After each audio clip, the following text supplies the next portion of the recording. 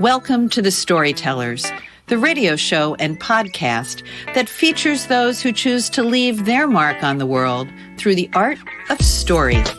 I'm your host, Grace Sammon. I look forward to our time together today. Now, let's meet our storyteller. Janyre Tromp is a historical novelist who loves spinning tales that at their core hunt for beauty, even when it isn't pretty. She's the author of the just-released Shadows in the Mind's Eye and co-author of It's a Wonderful Christmas. She's also a book editor. She's published children's books. She lives in Grand Rapids, Michigan, with her family, 2 crazy cats, and a slightly eccentric sheepdog. Janyre, thank you for coming to the Storyteller's Mic this morning. Thank you so much for having me, Grace. It's a pleasure to be here. Well, it's really an honor. And I wanted to say that when I was doing my research for today, somehow the idea of Virginia Woolf just kept coming up, because in that bio that you have, it talks about doing everything right from your kitchen table. So let's just talk. And, Virginia Woolf, of course, is famous for the novel A Room of One's Own. So I was thinking, there you are at kitchen table. Let's just talk about all you do in terms of your day life and your night life at your kitchen table. So first of all, I have to admit, right now I'm in my unfinished basement and this is not real. That's wonderful. Yeah. So there's my real life. And I am sitting at what was actually my old kitchen table in the basement right now, just because it's a better environment for recording. But yeah, I have a very busy, very full life. Grace and I were talking just before we came on that May is kind of insanity when you have kids in school and all of the end of the year things. And so I'm juggling that and my day job. I'm a book editor and my writing, and I'm trying to write a book right now. It is not going well. If I wait until June. And then promoting Shadows in the Mind's Eye. And it's super fun to have all of those things going. But then there's just days where I get outside my window of tolerance and I'm a little like, oh my goodness, what am I going to do? And so I think everybody out there can probably identify with that. Real people. Well, I like that we just got real right away on the Storytellers, and I love that the background isn't real. So this is fabulous. Let's talk about your journey to writing. Mm-hmm. You started out as a book editor and now you're writing. So what was that journey like for you? So I actually started in the publishing world in the marketing side. So I was running the marketing department and freelancing for the acquisition side. We used to have slush piles, so anybody could send us anything. And I used to freelance read the slush pile because I have an English degree and actually marketing. I have English and marketing. And then I started as an editor as strictly an editor when my daughter was born 16 years ago, because it was something I could do from home.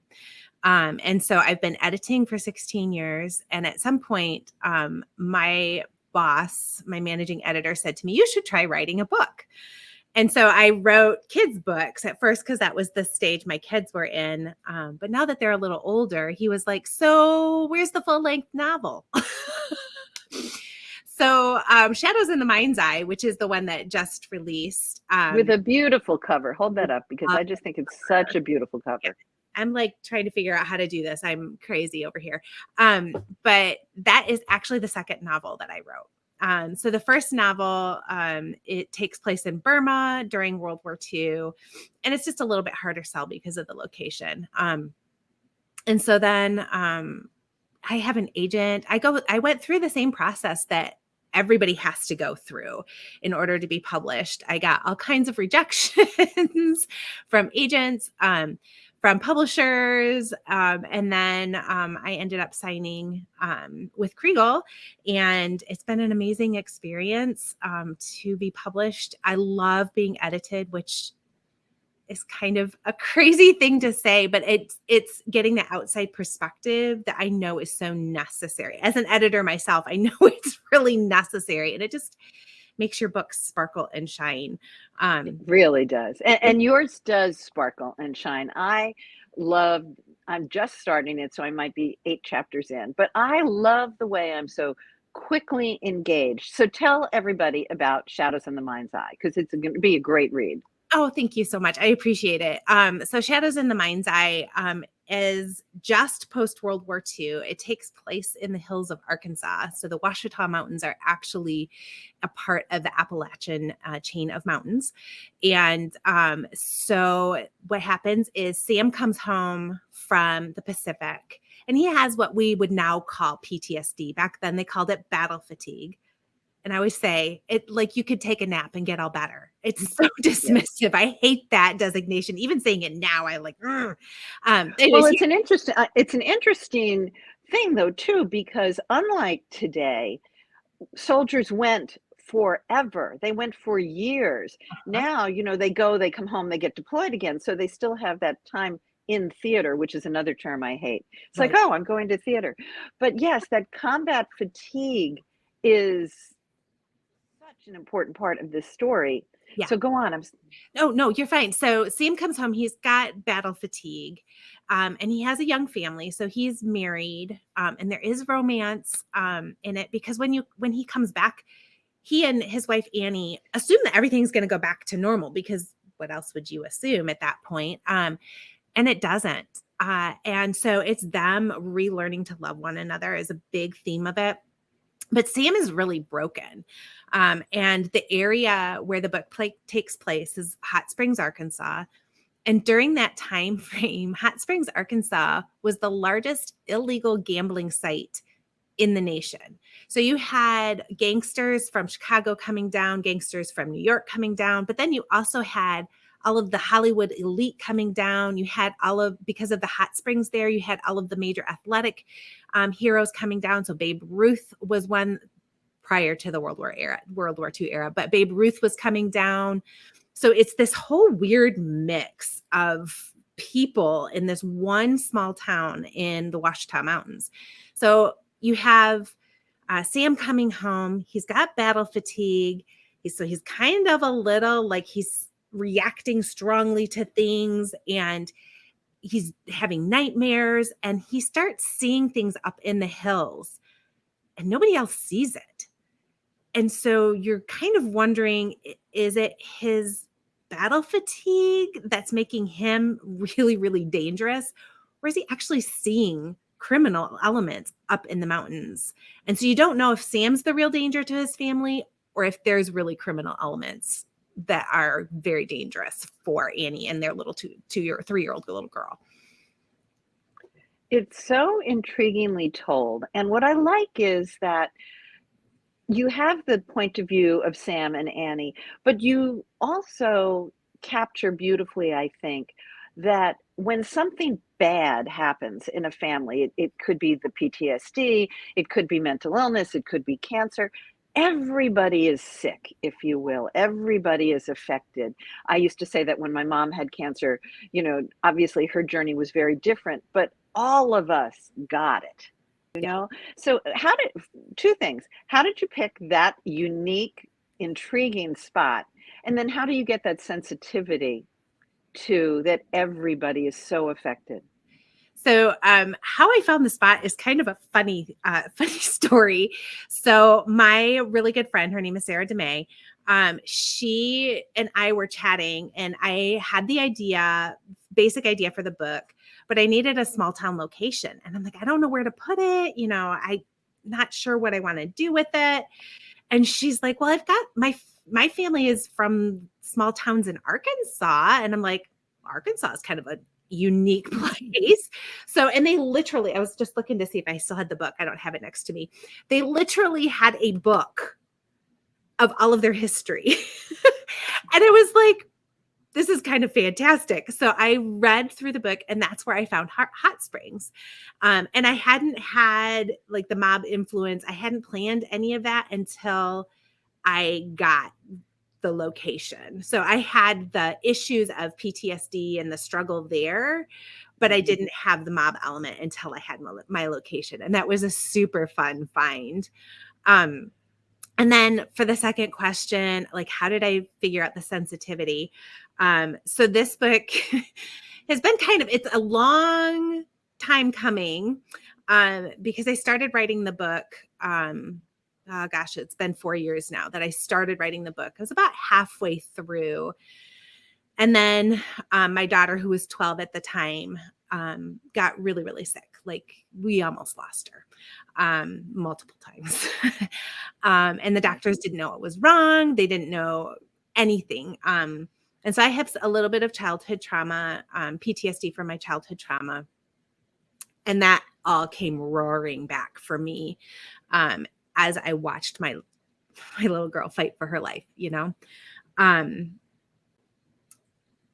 And there's something to be said about the PTSD that comes from a caregiver that happens because you are in a place where you can't help somebody that you love, and you can't rescue them. And so a lot of Annie's experiences and how Annie deals with things come from the place where I was helping my daughter and watching her go through things, and just that place where you desperately want to make it all better, and you just want a magic wand and you want to wave it and you want to be done. And there's part of you that wants to walk away, and there's part of you, the bigger part of you, that wants to stay. And just all of those struggles. And then the PTSD from my childhood trauma is a lot of what Sam experiences. And so those fears play in to his character, but then Annie actually has some childhood trauma too. And so there's some flavors of that in Annie's character. So I finished the book about 2 years after my daughter was out of the hospital for the last time. And so I was far enough away that I could process a little bit more clearly. And that's one thing I tell a lot of authors is sometimes it's really cathartic to write about something right away, to like journal about it and that type of a thing, but to also be careful to give yourself distance if you need to, if you're writing directly about something. Because otherwise you might re-traumatize yourself. My therapist is amazing for anybody out there that struggles with PTSD. EMDR is fantastic. It's actually one of the few modern techniques that they have found works for battlefield PTSD. Even meds will help to some degree, but they don't help like they help your average person. So it was interesting because I wanted hope to be at the end of this book, because I wanted everybody to see the hope that I have. And so that was something that I researched really, really heavily, because at that time they didn't have EMDR. They didn't have meds. They didn't have anything really to be really. Well, they didn't understand it. You know, it was battle fatigue. Go take a nap. It was battle fatigue. Yeah. Well, I'm so glad you shared that part of the story, because here on Storytellers, you know, we want to get to that story behind the story. And you bring that in through your writing in really gentle ways. I love that what you say about your work is that you look for the beauty in all things. How did you find that as your hook? And first of all, before we even go there, let's say that your daughter is doing really well now, and we can really celebrate that, right? Yeah, she's doing phenomenally. She's an elite athlete. She's an amazing student and a really good artist. So she's one of those overachievers that is just phenomenal, and she works really hard. She's doing really good. I'm so glad, and that you know your journey wound up being about hope because of that. So now, how do you get to? I love that hook. I imagine everything you're going to write from now on will somehow find that beauty, even when it's not pretty. So talk about both parts of those phrases.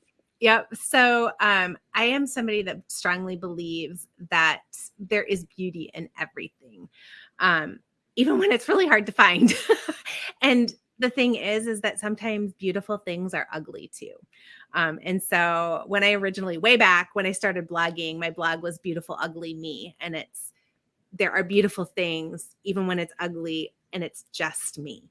And so there are times when my daughter was in the hospital where I the only way I could survive was to find beautiful things while we were sitting in the hospital, while I was in the pediatric ICU with her. And so it was crazy things like how the light hit the curtains, and there were really colorful curtains that they had in the pediatric ward. And so I go out and purposefully search for things. And that's something I've done for years and years and years. Popular psychology even says that gratitude helps anxiety and depression and those types of things. So I'm somebody that strongly believes in counting your blessings. And I don't mean that whole hashtag blessed drives me crazy. I'm sorry for anybody that loves that. I'm sorry. We all have our thing. It's okay, Janyre. We all have our thing. But to me, it's hard because do I stop being blessed because my kid's in the hospital? You know, and most people wouldn't see that as a blessing. But the fact of the matter is, I would never choose the path that my daughter and I took. But on this side of it, I have a 16-year-old daughter that comes home and talks to me, that asks me for hugs, that still wants me to tuck her in at night. So we have a relationship that I have friends that are like, how do you do this? And I'm like, you don't want to take the path. But since we did, I'll take it. You know what I mean? So it's finding those beautiful things, even when it isn't always pretty. Because life is hard. Life is hard. It's such a great life lesson. You know, I live in gratitude every day. And when I get myself screwed up, usually because, you know, the voices in my head, not my characters, but when something takes me down that path, really, if we just can take the time to say, I'm okay, I'm safe, the light is coming in through the window. I love that. To live in gratitude is the biggest gift, and to try to find out, even in the darkest times, what are the things where I am okay. Yep. And to be grateful for those. Yep. Go ahead. No, please. I was just going to say, I have a practice where every morning I write 3 things that I'm thankful for. That's the first thing I do every morning. And it just helps anchor me in that focus for the rest of the day.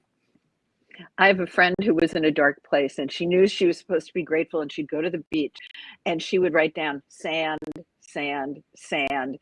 But that's all she could see. And now she goes to the beach and she's like, sand, seashells, waves, ducks, birds. You know, it's a matter of how we look at the world. And sometimes we can only see you can only see sand. And then you begin to see other things. Yep. You said 2 things earlier that I love, that I think helps writers all the time. You had 2 people who really propelled your own writing. You had a boss who said, okay, it's time to write the novel. And then you had a girlfriend who said, put it in Arkansas. Yeah. How important is that process for authors? Very important. So I am somebody, as an editor, that I'm always telling my authors to be out there reading. That is like always my first advice, is read widely. And so not just your genre, but read everything that you can get your hands on that's good in a genre. So I read science fiction and fantasy, and I read contemporary romance, and I read everything. I read narrative nonfiction is one of my favorites. I read poetry before I start writing, before I start writing. And because it's such a sparse language, and it's every word matters. And that's what I want for my books, is I want every word to matter. And I read fantasy for world building. And so I pick these different things that help my writing grow in different areas. But then I also surround myself with people who can speak into my life in general. Let's just be honest. Not just my writing, because if you don't have people in your life that are have permission to speak into your life, then you're in an echo chamber and you lose the opportunity to grow and learn new things.